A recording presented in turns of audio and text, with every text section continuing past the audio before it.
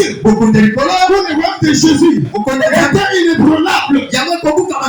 Personne ne peut détruire son royaume. Alors, bien aimé, nous sommes un royaume de sacrificateurs. Si nous sommes un royaume de sacrificateurs, ça veut dire quoi? Qu'aucune puissance, aucun pouvoir ne peut nous détruire. Parce que l'électricité est comme le ciel. C'est comme le ciel plutôt. Le ciel a la valeur pour l'humanité. Même aujourd'hui, prenons l'exemple. On peut préparer comme un frère sauce. Mais s'il n'y a pas le ciel, ça il n'y en a pas. S'il n'y a pas le ciel, mais tu ne peux pas comprendre où le coup, donc la merveille de ce repas-là. Donc le pouvoir de l'église ici, c'est comme le sel. Le sel ne peut pas jamais perdre sa saveur. Pendant que le vigueur de son roi existe encore. Alléluia. Amen. Donc l'église c'est un pouvoir qui domine le monde.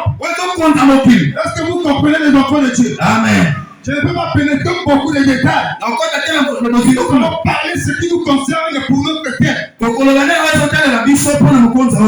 La Bible dit que dans cet royaume, réunion éternellement. C'est ce que dit que la pierre que tu as vue s'est détachée de la montagne. Sont les secours qu'il met. Et qui a brisé le seuil. Donc ici, d'ailleurs, donc les rois vivent. C'est la pierre. Qui s'élevait de la montagne. Sont les secours de la main de l'homme. Aucun humain qui a soutenu cette pierre. Aucun secours de l'homme. Mais la pierre là, est descendue sur la terre. Et il a détruit le royaume que nous voyons là. C'est comme aujourd'hui. La pierre anglaise, c'est le Seigneur Jésus. Et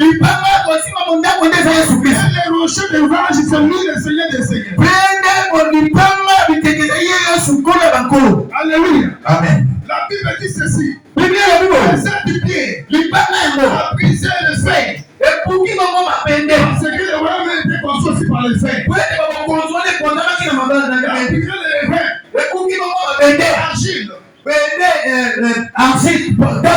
L'argent et l'or. Je pourrais te dire ceci. Aujourd'hui, Jésus-Christ est le rocher pour notre vie. Si dans votre famille, il y a une maladie chronique, héréditaire, il suffit seulement appeler Jésus.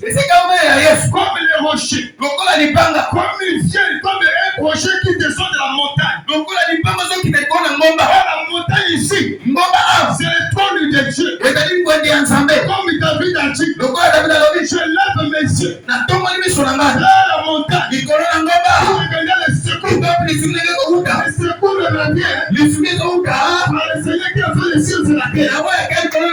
Dans le jour là, on vous connaissez ça. Il a vu la pierre. Il a fait de la montagne. Sans le secours. Il main de l'homme. Elle est descendue sur la terre. Et la terre a grossi. Ça a été une pierre. Ça a grossi. Elle est devenue maintenant un rocher. Il y a un roc qui a trotté. Personne ne peut le déraciner. Comme nous avons dit hier à la définition ici. Le rocher, c'est une grande masse. Personne ne peut le déraciner. Alléluia. Donc, si c'est planté là, personne ne peut le bouger. Et les jours là, comme ici autour de Babylone, il y avait des empires qui dominaient le monde. Mais là, le Seigneur annonçait déjà Parce que si les empires là avaient le pouvoir de la franc-maçonnerie, la rose de quoi? Que tout ce que nous connaissons comme des loges. Mais ici, le Seigneur annonçait déjà. Il a donné déjà son plan. Tout ce que vous êtes en train de faire là, un jour, sera détruit. Alléluia. C'est comme la maladie qui te détruit, bien aimé. Aujourd'hui, si tu crois au Seigneur Jésus, si tu lui appelles comme un rocher, il va descendre en toi. Il détruit toute une maladie. Que ce soit des blocages, que ce soit des maladies chroniques héréditaires, que ce soit des échecs, que ce soit des stérilités, tout est possible à celui qui croit. Et rien n'est possible à Dieu. Dieu, c'est le Dieu tout-puissant de la terre. Alléluia. Est-ce que vous croyez comme moi? Moi, je crois au miracle. Si tu ne crois pas au miracle, tant pis pour toi. Oh, les miracles, c'est les jeux du Saint-Esprit. Ce n'est pas ce que vous voyez, les magiciens sont des magiciens. Non. Là, selon moi, la photocopie. C'est les jeux du Saint-Esprit. Est-ce que vous croyez comme moi? La Bible dit ceci. Que cette guerre a grossi et a détruit les fers, les reins, que ce soit l'argile, l'or, tout ça là, l'argent. Et il a détruit tout à cause du pouvoir et l'autorité, la puissance, la domination que cette pierre appartient. Alléluia. On attend pour le Seigneur.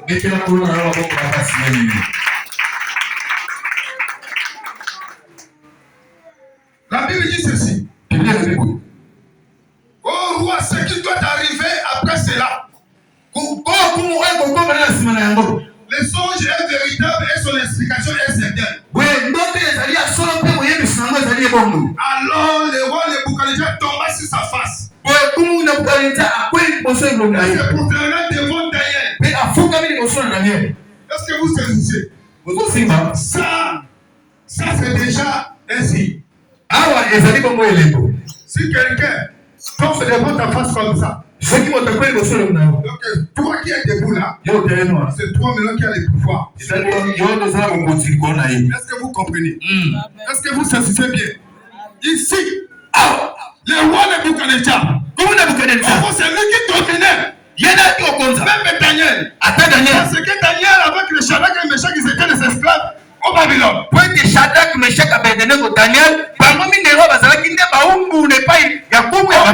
ils étaient des esclaves. Alléluia. Mais le jour-là, un esclave est devenu chef. C'est roi qui avait les empires à diriger, à gouverner. Alléluia. Amen. Le jour-là, Daniel, tous les Babyloniens connaissaient maintenant que notre Daniel a quelque chose de Dieu en lui. Celui qui a quelque chose de Dieu, que ce soit devant un marais de l'ennemi, un jour, ça doit se montrer au Dieu du monde. Alléluia. Si tu as la promesse de Dieu en toi, malgré le combat, la Bible dit ceci: ils te feront la guerre, ils ne te verront jamais. Alléluia. Parce que le Seigneur est avec toi.